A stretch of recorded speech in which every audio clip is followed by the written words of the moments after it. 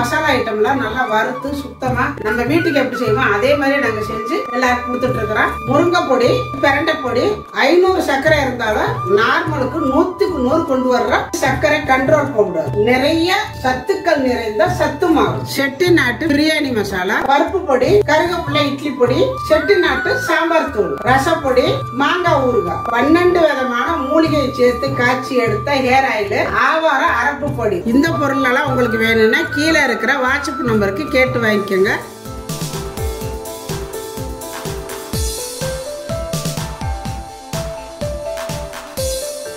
Hi, எல்லாருக்கும் வணக்கம். இன்னைக்கு நம்ம வீடியோவில் என்ன பார்க்க போறோம்னா, சக்கரை பிரஷர்காரவங்களுக்கெல்லாம் இப்போ வந்து சாப்பாடு சாப்பிடக்கூடாதுங்கிறாங்க. இட்லி சாப்பிட்டாலுமே எங்கள் வீட்டுக்காரெல்லாம் இட்லி தோசையெல்லாம் சாப்பிட மாட்டாங்கிறாங்க. ஏன்னு கேட்டிங்கன்னா, அது வந்து அரிசியில் தானே செய்கிறோம், கொஞ்சம் தான் உளுந்து சேர்த்துருக்கு, மீதி பூரா அரிசி தான் அப்படின்ட்டு எங்கள் வீட்டுக்காரர் சாப்பிட பயப்படுவாங்க. அந்த மாதிரி இருக்கிறவங்களுக்கெல்லாம் சாதம் சாப்பிடாம வேறு ஐட்டங்கள், அதாவது கோதுமை, கேப்பை, கம்பு இந்த மாதிரியாக தான் சாப்பிட்டு அவங்களுக்கு மனசுக்கு வந்து சாப்பிட முடியறதுல மனசுக்கு கஷ்டப்படுறாங்க. அந்த மாதிரி இருக்கிறவங்களுக்கெல்லாம் இது வந்து ரொம்ப ரொம்ப மெயினான ஒரு ஐட்டம். பயம் இல்லாமல் சாப்பிடலாம், இன்னும் வந்து நல்லா டேஸ்டாகவும் இருக்கும். நிறைய சாப்பிடலாம். சக்கரை குடி போயிருமான்னு பயந்துக்கிட்டு கொஞ்சம் கொஞ்சமாக சாப்பிட்ற விட நிறைய சாப்பிடலாம். அதுக்கு இன்னைக்கு நம்ம என்ன பண்ண போகிறோம் அப்படின்னா, 1 கப்பு பாசிப்பருப்பு, 1 கப்பு உளுந்து எடுத்துக்கணும். பாசிப்பருப்பு ரொம்ப நல்லது, உளுந்தும் ரொம்ப உடம்புக்கும் நல்லது. சாப்பிட்டா சக்கரை பிரஷர் இருக்கிறவங்களுக்கு எதுவுமே பண்ணாது, நல்லாவும் இருக்கும். அதாவது பாசிப்பருப்பு 1 டம்ளருன்னா உளுந்து 1 டம்ளர் அதே அளவுக்கு எடுத்துக்கணும். எடுத்து இதை வந்து நல்லா கழுவி ஒரு 2-3 கழுவணும். கழுவிட்டு தண்ணியை ஊற்றி ஊற வச்சிடணும். ஒரு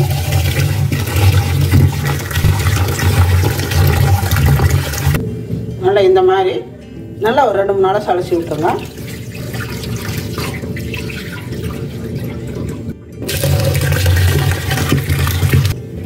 நல்லா இது மாதிரி பிசைஞ்சு அலசிடுங்க. அதாவது இந்த பருப்பு வடை, இந்த உளுந்து பருப்பு வடை இதெல்லாம் வந்து நிறைய வராது. ஏன்னா நம்ம வந்து இது மட்டும்தான் சேர்த்து செய்யும் பொழுது பருப்பு வடை வந்துச்சுன்னா சாப்பிட்றதுக்கு நல்லா இருக்காது. அதனால் கொஞ்சம் 2-3 கழுவிட்டிங்கன்னா, பிசைஞ்சு கழுவினீங்கன்னா அந்த பருப்பு வாசம் போயிடும், வேறு ஒன்றும் இல்லை. அவ்வளோதான். இதை வந்து அதாவது 2 தடவை கழுவி விட்டுட்டு இப்போ இது 3ஆவது தடவை அலசி எடுத்து விட்டுறலாம். எடுத்து விட்டுட்டு நல்ல தண்ணி ஊற்றி ஊற வச்சிடலாம். இப்போ நம்ம நல்ல தண்ணி ஊற்றி ஊற வச்சுருக்கிறேன். இதை வந்து கண்டிப்பாக ஒரு 2 மணி நேரம் ஊறணும். உளுந்து வந்து நான் 1 மணி நேரம் 3/4 மணி நேரம் ஊறினா போதுன்னு சொல்லுவேன். நம்ம பாசிப்பருப்பு சேர்த்துருக்கனால இது வந்து அரிசியெல்லாம் நம்ம சேர்க்குறதே இல்லை, கொஞ்சம் கூட அரிசி இல்லை. அதனால் இது வந்து கண்டிப்பாக ஒரு 2 மணி நேரமாவது ஊறணும். இப்போ ஊறட்டு நான் அப்புறம் காட்டுறேன். உளுந்து பாசிப்பருப்பு ஊற வச்சு நம்மளுக்கு 2 மணி நேரம் ஆயிடுச்சு. பாருங்கள், நல்லா ஊறி வந்திருக்குது, நல்லா வெடிச்சு நிற்கிது ஊறி. இப்போ நம்ம இதை வந்து அரைச்சிக்கலாம்.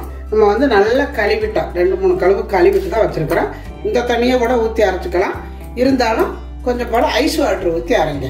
ஜில்லுன்னு ஐஸ் வாட்டரா இல்லை ஐஸ் கட்டியாக இருந்துச்சுன்னா போட்டு அரைச்சிக்கோங்க. நான் கொஞ்சம் போல் ஐஸ் வாட்டர் ஊற்றி அரைச்சிக்கிறேன். ஐஸ் வாட்டர் ஊற்றுனீங்கன்னா சூடு இல்லாமல் நல்லாயிருக்கும். கொஞ்சமாக ஊற்றி அரைச்சிக்கோங்க, இல்லாட்டி சூடாயிரும். அதே சமயத்தில் தண்ணி நிறையா ஊற்றுனீங்கன்னாலும் தண்ணியாக போயிடும் மாவு. அதனால் கொஞ்சமாக ஊற்றி அப்பப்போ பார்த்துக்கிட்டு ஊற்றிட்டு அரைச்சிக்கோங்க. இப்போ நான் அரைச்சிக்கிட்டு வர்றேன். நான் அரைச்சி எடுத்துகிட்டு வந்துட்டேன். இந்த மாதிரி அரைச்சிக்கணும். ரொம்பவும் நைஸாக அரைச்சிடக்கூடாது, அதே சமயத்தில் பருப்பு இருக்கக்கூடாது. இந்த மாதிரி இருக்கணும், அதாவது முக்கால் தரனா அரைச்சிக்கணும். அப்போ தான் இட்லி நல்லாயிருக்கும். இப்போ இது வந்து ஒரு பாத்திரத்துக்கு மாற்றிக்கலாம். இதோட கொஞ்சம் தண்ணியாக இருக்குதா, அடுத்த பேஸ்ட் அரைக்கும் பொழுது தண்ணி கொஞ்சம் கம்மியாக ஊற்றி அரைச்சிக்கணும். ஏன்னா தண்ணியாக போயிடக்கூடாது, அதனால் தண்ணி கொஞ்சம் கம்மியாக ஊற்றி அரைச்சிக்கோங்க. நான் ஃபஸ்ட்டில் கொஞ்சம் தண்ணி ஊற்றி அரைச்சிருக்கிறேன். அடுத்து அரைக்கிறது கொஞ்சம் தண்ணி கம்மியாக ஊற்றி அரைச்சிக்கணும். இப்போ இதில் நான் தண்ணி ஊற்றாமல் அரைச்சிட்டு அதுக்கப்புறம் கொஞ்சம் அரைச்சிட்டு அதுக்கப்புறம் வலிச்சு விட்டுட்டு லைட்டாக வேணும்னா தண்ணி ஊற்றிக்கலாம். பாருங்க, இப்போ நம்ம வந்து தண்ணியை ஊற்றாமல் தான் நான் அரைச்சிருக்கிறேன். இந்த மாதிரி இப்போ என்ன ஒன்று வலிச்சு விட்ருங்க. ஏன்னா சுற்றியில் வந்து பருப்பு நிற்கும். நம்மளுக்கு வந்து அந்த பருப்பு அள்ளி போட்டோம் பார்த்தீங்களா, அந்த ஈரத்தோட, அதனால் அதிலே தண்ணி இருக்கும். நீங்கள் பார்த்து ஊற்றிக்கணும். நான் வந்து ஃபஸ்ட்டு வந்து உங்களுக்கு காட்டணுங்கிறக்காண்டி கொஞ்சம் போல் ஐஸ் வாட்டர் ஊற்றினேன். நீங்கள் வேணும்னா 1 கட்டி ஐஸ் கட்டி இருந்தால் போட்டு சேர்த்து அரைக்கணும். இப்போ இன்னும் கொஞ்சம் பருப்பு தெரியுது பாருங்கள், உங்களுக்கே தெரியும். இதில் திப்பியாக இருக்குதா, இந்த மாதிரி இல்லாமல் இருக்கணும். இப்போ இன்னொரு அரவை அரைச்சிட்டு வந்துடுறேன்னா, இப்போ நல்லா வலிச்சு விட்டுட்டு லைட்டாக ஊற்றிக்கோங்க. அவ்வளோதான் ஊற்றணும். ஜில்லு தண்ணி தான் ஊற்றுக்கிறேன். இந்த மாதிரி இருக்கணும். இந்த கெட்டியாகவும் இந்த கெட்டி இருக்கணும். இப்போ இதையும் சேர்த்து அதை ஊற்றிக்கலாம். இப்போ நம்ம எல்லா மாவையும் இதில் சேர்த்துட்டு கையை போட்டு கலக்கி வைங்க. ஏன்னா கை போடாமல் கலக்கி வச்சிங்கன்னா, ஸ்பூனோ கரண்டியோ அதை வச்சு கலக்குனீங்கன்னா பொங்கி வராது. உப்பு போட்டுக்கோங்க. இப்போவே போட்டால் தான் பொங்கி வரும். தேவையான அளவு உப்பு போட்டு கலக்கி வச்சுருங்க. பாருங்கள், நல்லா இட்லி மாவு பக்குவத்திலே இருக்கணும். இப்படி இப்போ இதை ஒரு மூடி போட்டு மூடி வச்சிருவோம். இது வந்து ஒரு 3 to 4 மணி நேரம் இருக்கணும். வெயில் காலமாக இருந்தால் 3 மணி நேரத்தில் புளிப்பு வந்துடும். வெயில் இல்லைன்னா மழை காலமாக இருந்தால் 4, 4.5, 5 மணி நேரம் கூட ஆகும். இப்போ இன்றைக்கி வந்து கொஞ்சம் மோடமாக தான் இருக்குது. அதனால் பார்க்கலாம். நான் மூடி வச்சுட்டு பார்க்குறேன். ஒரு 4 மணி நேரம் கழிச்சு நான் பார்க்குறேன் எப்படி வந்திருக்குன்னு. அதே சமயத்தில் 4 மணி நேரம் 5 மணி நேரம் ஆனாலுமே உங்களுக்கு புளிப்புத்தன்மை இல்லாமல் இட்லி ஊற்றுனீங்கன்னா அந்த இது நல்லா இருக்காது. இந்த இட்லி நல்லா இருக்காது. அதாவது நல்லா பொங்கி வரணும். வச்சு கொஞ்ச நேரத்தில் உங்களுக்கு நல்லா உப்பி மாவு வந்து பொங்கி வந்துருச்சுன்னா ஒரு 2 மணி நேரத்தில் கூட நீங்கள் இட்லி ஊற்றிக்கலாம். 4 மணி நேரம் தான் வைக்கணும் அப்படிங்கிறது இல்லை. அதே சமயத்தில் பொங்கி வரலைன்னா ஒரு 1 மணி நேரம் 2 மணி நேரம் எக்ஸ்ட்ரா விட்டுக்கலாம். அவ்வளோதான் டிஃப்ரென்ஸ். அதனால் நல்லா வந்து மாவு பொங்கி வந்தால் தான் இட்லி ஊற்றணும். இப்போ இது இருக்கட்டும். இப்போ நம்ம காலையில் ஆட்டி வச்ச மாவை இது வந்து ரொம்ப, அதாவது நம்ம அரிசி மாவு பொங்கி வர்ற மாதிரி இது மலமலன்னு பொங்கி வராது. ஓரளவுக்கு தான் பொங்கி வரும். பாருங்கள், நல்லா இந்த மாதிரி இப்படி தான் வரும். இந்த மாதிரி தான் இருக்கும். லைட்டாக ஒரு கலக்கிங்க. இங்கே இட்லி சட்டியில் தண்ணி வச்சுருக்கேன். தண்ணி காஞ்சிட்டு இருக்குது. இப்போ நம்ம இட்லி ஊற்றி வச்சுக்கலாம்.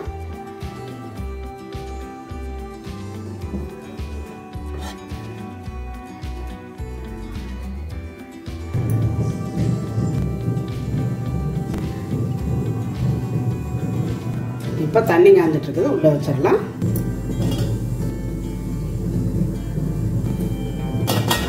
இது வந்து ஒரு 5 நிமிஷம் வெந்தால் போதும். நான் ஒரு தட்டு தான் ஊற்றி வச்சுருக்கிறேன். 5 நிமிஷத்தில் வெந்துடும். இப்போ வேகட்டும். இப்போ இட்லி எடுத்துக்கலாம். பாருங்கள், நல்லா உப்பி வந்திருக்கு. எப்படி வந்திருக்கு பாருங்கள். இட்லி சூப்பராக இருக்குது. நல்லா சாஃப்டாக இருக்குங்க. இட்லி தொடையில் அவ்வளோ சாஃப்டாக இருக்குது.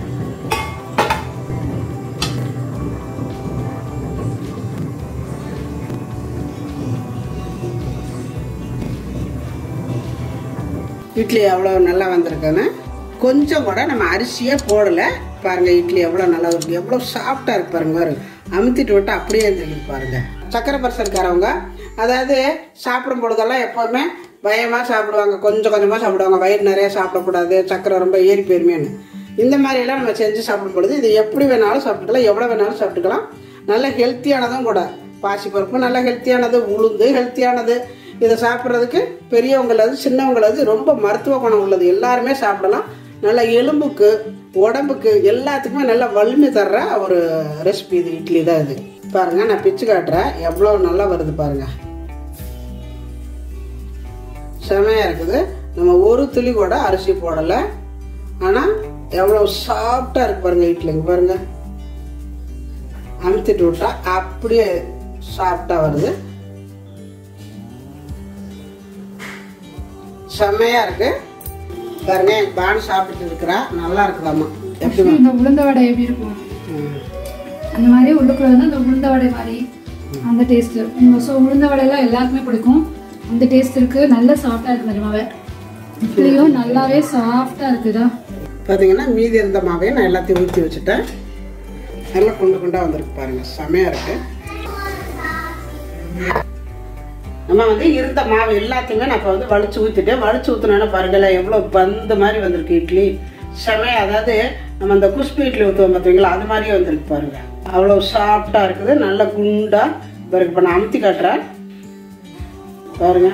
எப்படி அமுத்தினாலுமே விட்டு எடுத்தோன்னே பாருங்க இந்த இடம் உங்களுக்கு எழுந்து வர்றது தெரியும் பாருங்க. அரிசி மாவே இல்லாம சூப்பரா இட்லி நல்லா டேஸ்டாவே இருக்கு. நான் சாப்பிட்டேன். விரல் அப்படி அமுந்தோடனே அப்படியே எழுந்திரிச்சு அந்த பள்ளமே நிறைஞ்சுக்குது பாருங்க. செமையா இருக்குது. எல்லா இட்லியுமே அதே மாதிரி நல்லா சாஃப்டா வந்துருக்குது. செமையா குஸ்பி இட்லியாட்ட பார்க்கறதுக்கு நல்லா இருக்குது. மெத்து மெத்து மெத்து மெத்து மெத்து மெத்துன்னு. கண்டிப்பாக இதே மாதிரி உங்கள் வீட்லேயும் நீங்கள் செஞ்சு உங்கள் குழந்தைகளுக்கு கொடுங்க. நல்லா வந்து உளுந்தங்கஞ்சி வச்சு சாப்பிட்றான், உளுந்து புட்டு செய்கிறான். அது மாதிரி இதுவும் வந்து நம்ம வந்து வெறும் உளுந்துல இட்லி, உளுந்து இட்லி அது கூட சேர்த்து நம்ம பாசிப்பருப்பு சேர்த்துருக்குறோம்.